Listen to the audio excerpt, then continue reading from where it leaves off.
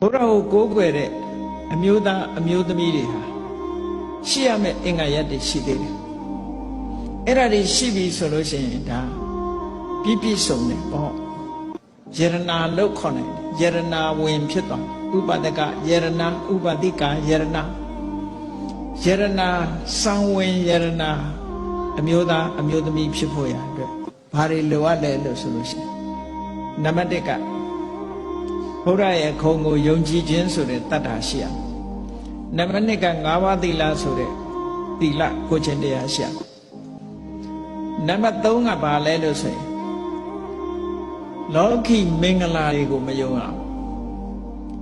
ကောတုဟလမင်္ဂလာလို့ခေါ်တယ်လောကီမင်္ဂလာတွေကိုမယုံမဲနဲ့ကံကိုပဲယုံရမယ်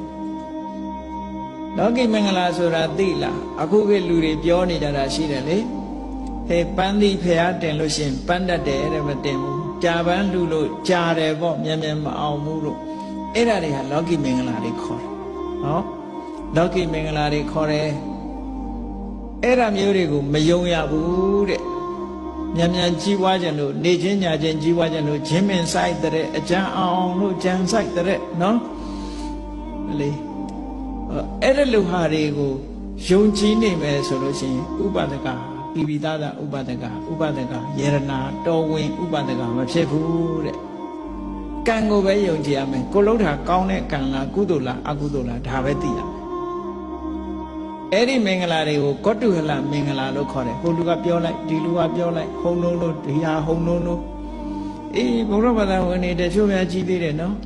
ကြီးပွားခြင်းတော့ဘာလို့တော့ဆိုကြီးကိုအကြီးသွားပြီးပတိစိတ်ရတာနဲ့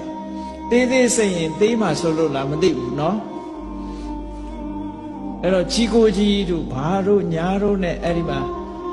ဆွဲတော်တောင်မှပဲ4စုတရတဲ့ဖူးရင်ဘာဖြစ်မယ်ညာဖြစ်မယ်နော်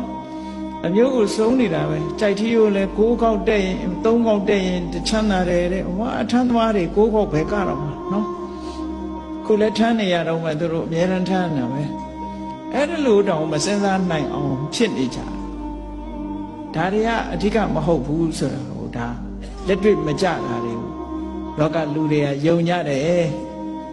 အဲ့ဒါတွေကိုမယုံဖို့အမှန်တမ်းအရေးကြီးတယ်